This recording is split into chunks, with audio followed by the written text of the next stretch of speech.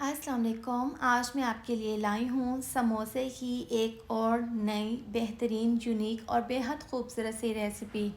जब आप ये समोसे बनते हुए देखेंगे ना तो आप भी कहेंगे कि ये मैं भी ट्राई कर लूँ।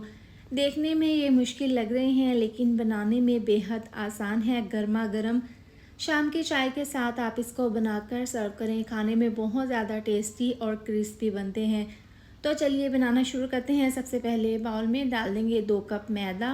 इसको मैंने छान लिया था और 1/4 चम्मच अजवाइन डाल देंगे, हस्बे ज़रूरत नमक डाल देंगे, साथ ही डाल देंगे 4 चम्मच मेल्टेड घी। अब ये घी डालने के बाद अच्छे से मैदे में घी को मिक्स कर लेना है। इस तरीके से जब भी आप समोसे, कचौरी या फिर स्नैक्स बनाएं तो इसमें आप थोड़ी सी अजवाइन ज़रूर डालें मैदे में। इससे बहुत ही अच्छा सा फ्लेवर और अच्छी सी खुशबू आती है। घी को मैदे में मिक्स करने के बाद अब इसमें नॉर्मल पानी डाल देंगे थोड़ा सा और इसको गूंद लेंगे। इस तरीके से आपने थोड़ा थोड़ा पानी डालकर इसको गूंद लेना है। जैसे आप रूटीन में घर पर आटा गूंदते हैं तो थोड़ा सा पानी और डालकर पूरी तरह से आटे को अच्छे से समेट लेंगे और इस तरह से इसको गूंद लेंगे। यहाँ पर आपने इसको तकरीबन 4 से 5 मिनट के लिए अच्छे से गूंद लेना है। स्मूथ सा आटा आपने गूंद लेना है। अब इसको इस तरह से समेट कर हल्का सा इसके ऊपर पानी लगाकर इसको कवर करके रखेंगे। इसके लिए मज़ेदार सी स्टफिंग तैयार कर लेंगे। तो इसके लिए बॉयल आलू हैं, 2 अदद बड़े साइज़ के आलू थे। यहाँ पर मैशर की मदद से तमाम आलूओं को मैश कर लेना है। आपने हाथों से नहीं तोड़ना, आपने मैशर से या फिर आप आलूओं को कद्दूकश कर लें। तो यहाँ पर तमाम आलूओं को अच्छे से मैश करने के बाद अब बाकी की इसमें हम चीज़ें डालेंगे। तो सबसे पहले डाल देंगे बारीक कटा हुआ धनिया, 2 मुट्ठी भरकर डाल देंगे, इससे काफ़ी अच्छी सी लुक आएगी। तो हरा धनिया डालने के बाद इसके अंदर मसाले जाएंगे। जायके के हिसाब से आधी चम्मच डाल देंगे इसमें नमक और आधी चम्मच डाल देंगे चिली फ्लेक्स यानी कि कुटी हुई लाल मिर्च। इसके साथ ही डाल देंगे 1/4 चम्मच पिसी हुई काली मिर्च और ये डालने के बाद ज़ीरा पाउडर आधी चम्मच, हल्दी पाउडर 1/4 चम्मच डाल देंगे। अब बाइंडिंग के लिए इसमें तकरीबन 5 चम्मच डाल देंगे कॉर्नफ्लोर। अगर आपके पास ना हो तो चावल का आटा भी आप डाल सकते हैं। ये डालने से ये होगा कि इसकी बहुत अच्छे से बाइंडिंग होगी और जब हम फ्राई करेंगे फ्लावर समोसा तो फ्राई के दौरान ये स्टफिंग बाहर नहीं निकलेगी, ऑयल ख़राब नहीं होगा।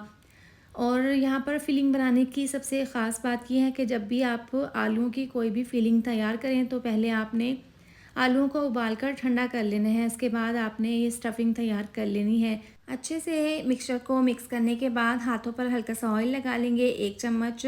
इस तरह से ये मिक्सचर का लेकर इसकी एक बॉल बना लेंगे। इस तरीके से तमाम बॉल्स इसी तरह से बनाकर तैयार करके रख लेंगे और इसको आगे जाकर इस्तेमाल करेंगे। अब जो हमने डो गूंद कर रखी थी वो अच्छे से स्मूथ हो गई है, अच्छे से सेट हो गई है। अब जो हमने डो गूंद कर रखी थी उसके 2 बड़े साइज़ के पेड़े बनाए हैं। एक पेड़े को हल्का सा इस तरह से बेल कर इसके ऊपर हल्का सा मैदा डस्ट करके इसकी बड़ी सी रोटी बना लेनी है और इसको हमने ज़्यादा पतला या ज़्यादा मोटा नहीं करना। जैसे समोसा शीट होती है ना, सेम उसी तरह से उसी हमने साइज़ की रोटी को बेल लेना है। इस तरीके से अब बड़ी सी रोटी बेल ली है और यहाँ पर मेरे पास है स्क्वायर शेप में कटर है। आप छुरी से भी इस शेप में इसको काट सकते हैं। तो यहाँ पर तमाम कटर की मदद से स्क्वायर पीसीज हम काट लेंगे। जो एक्स्ट्रा शीट है इसको हटाकर इसकी भी हमने डो तैयार कर लेनी है। अब साइडों से कोने इस तरह से उठाकर इसको इस तरह से फ़ोल्ड कर देना है। फिर तीसरा कोना उठाकर इसको इस तरह से इसके ऊपर रख देना है। इसके बाद चौथा कोना भी इसके ऊपर इस तरह से रख कर फोल्ड कर देंगे, जैसे हम पहले ख़त बंद किया करते थे।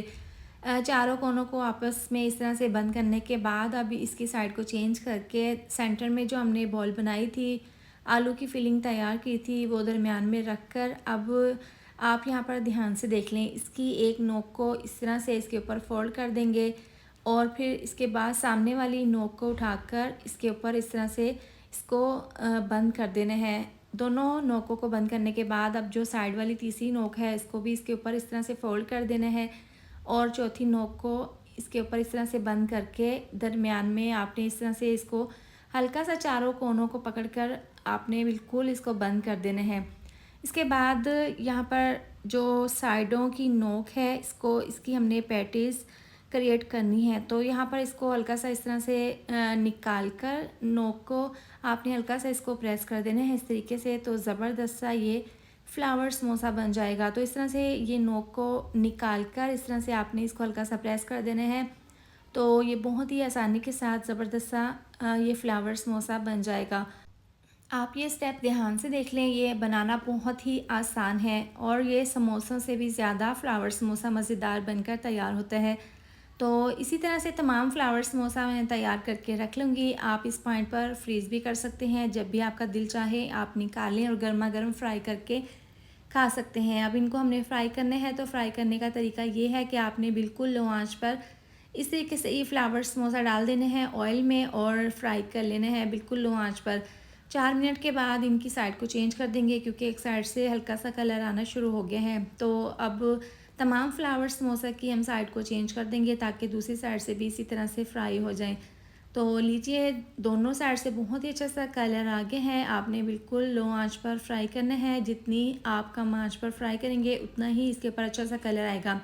अब देखें, ऑयल बिल्कुल क्लीन है। जो स्टफ़िंग हमने इसके अंदर डाली थी वो बिल्कुल देखें उसमें ज़बरदस्त सा कलर आ गया है। स्टफ़िंग हमारी बिल्कुल भी फ्राई के दौरान बाहर नहीं निकली, क्योंकि इसमें हमने कॉर्नफ्लोर डाला था। आप इसमें कॉर्नफ्लोर या फिर चावलों का आटा ज़रूर डालें। ऑयल बिल्कुल क्लीन है, बहुत ही अच्छा सा कलर आ गया है। ज़बरदस्त से गर्मा गर्म क्रिस्पी फ्लावर समोसा तैयार हैं। यकीन करें, आप बनाएंगे ना तो आप कहेंगे कि ये समोसा से भी ज़्यादा फ्लेवरफुल बने हैं, खस्ता और बहुत ही ज़्यादा टेस्टी। तो अब ये यहाँ पर मैंने तमाम फ्लावर समोसा फ्राई कर लिए हैं। आप इनकी फ़ाइनल लुक चेक कर सकते हैं। देखने में भी बहुत ही खूबसूरत है और खाने में बहुत ज़्यादा टेस्टी। तो आप इसको ज़रूर ट्राई करें। इसके साथ ही वीडियो अच्छी लगी हो तो लाइक, शेयर और सब्सक्राइब कर दें। मिलते हैं नेक्स्ट वीडियो में। अपना बहुत सारा ख्याल रखें। अल्लाह हाफिज़।